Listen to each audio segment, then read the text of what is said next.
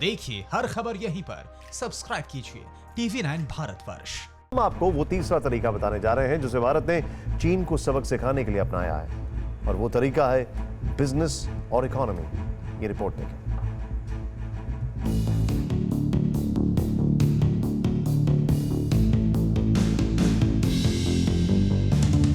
चीन का साम्राज्य विस्तार का सपना चूर चूर होगा। ड्रैगन अंदर घुसने की हिमाकत करेगा तो हिंदुस्तानी बाजार से बोरिया बिस्तर बंधेगा। लद्दाख की गलवान वैली में हुई भारत चीन के जवानों के बीच हिंसक झड़प की वजह से देश गुस्से में उबल रहा है। चीनी सामानों का बहिष्कार हो रहा है। अब दुनिया देखेगी चीन की हार। हिंदुस्तान में चीन की अर्थव्यवस्था पर प्रहार। एक्शन में महाराष्ट्र सरकार। जिस रात को गलवान वैली में चीनी सेना ने अपने नापाक मंसूबों को अंजाम दिया, उसकी अगली सुबह महाराष्ट्र सरकार ने मैग्नेटिक महाराष्ट्र के तहत 3 चीनी कंपनियों से करीब 5,000 करोड़ रुपए का करार किया। लेकिन एक झटके में महाराष्ट्र सरकार ने चीनी कंपनियों के इन प्रोजेक्ट्स को ठंडे बस्ते में डाल दिया। अब इन प्रोजेक्ट्स पर केंद्र की गाइडलाइंस जारी होने पर फैसला लिया जाएगा। चाइना के बारे में जब बातचीत चल रही थी और प्रधानमंत्री जी के साथ सभी राज्य के मुख्यमंत्री बात कर रहे थे, तभी हमारे मुख्यमंत्री उद्धव ठाकरे साहब ने कहा था कि चाइना का जो इन्वेस्टमेंट है, निवेश है हिंदुस्तान में, उस बारे में निर्णय लीजिए। महाराष्ट्र आपके निर्णय के साथ खड़ा। महाराष्ट्र सरकार के इस फैसले के तहत हेंगली इंजीनियरिंग के 250 करोड़ रुपए के करार पर रोक लग गई है। इस कंपनी ने पुणे के तालेगांव में निवेश करने का करार किया था। PMI इलेक्ट्रोमोबिलिटी के 1,000 करोड़ रुपए के करार पर भी रोक लगा दी गई है। कंपनी पुणे के इलेक्ट्रिकल व्हीकल फैक्ट्री में निवेश करने वाली थी। ग्रेट वॉल मोटर्स के 3,770 करोड़ रुपए के करार पर रोक लग गई है। कंपनी महाराष्ट्र में ही ऑटोमोबाइल प्लांट प्रोजेक्ट में निवेश करने वाली थी। 15 जून को महाराष्ट्र सरकार से 12 कंपनियों ने MOU साइन किए थे, लेकिन बॉयकॉट चीन अभियान के तहत सरकार ने 3 चीनी कंपनियों के प्रोजेक्ट होल्ड पर डाल दिए हैं। बाकी 9 प्रोजेक्ट पर काम जारी है। इसका नफा नुकसान भी समझिए।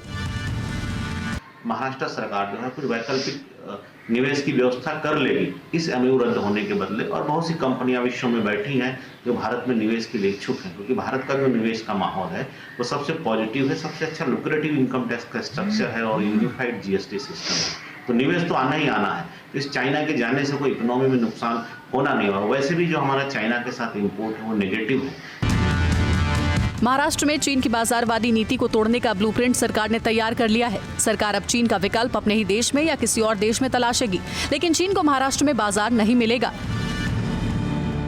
सिर्फ महाराष्ट्र में ही क्यों, पूरे देश में चीन के बाजार पर ताला लगाने के प्लान पर काम चालू है। सरकार अपने स्तर पर प्रोजेक्ट्स रोकेगी तो व्यापारी और खरीदार चीनी सामानों की जगह होम प्रोडक्ट्स को तवज्जो देंगे। बाजारों की तैयारी क्या है और व्यापारी क्या सोचते हैं, इसे आपको दिखाते हैं। ये है मायानगरी मुंबई, जहां लोहार चौल और मनीष मार्केट में ज्यादातर चीनी इलेक्ट्रॉनिक्स और दूसरे सामान बेचे जाते हैं, लेकिन यहां बहिष्कार की रूपरेखा तय कर ली गई है। अगर अपने देश में बनी हुई आइटम अगर सब लोग यूज करेगा तो आज अपना देश बहुत आगे निकल जाएगा। लेकिन अभी माल नहीं आ रहा चाइना का, अब हम लोग लेंगे भी नहीं, इंडियन माल बेचेंगे। माइंड फ्रेम चेंज होएगा पब्लिक का तो ऑटोमेटिकली चेंज तो हो जाएगा।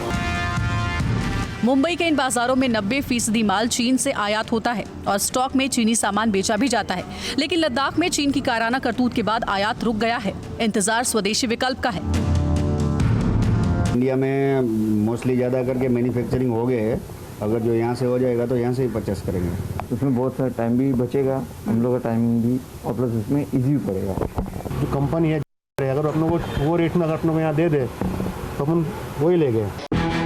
दिल्ली का सदर बाजार, लॉकडाउन के पहले हर महीने इस बाजार में 350 से 400 कंटेनर चीनी माल पहुंच रहा था, जो कोरोना काल में 20 से 25 कंटेनर तक सिमट गया और अब व्यापारियों ने सामान मंगाना ही बंद कर दिया है। जो पुराना माल है उसे ही बेच रहे हैं। खिलौनों के विक्रेताओं ने चीनी सामान का बहिष्कार कर दिया है।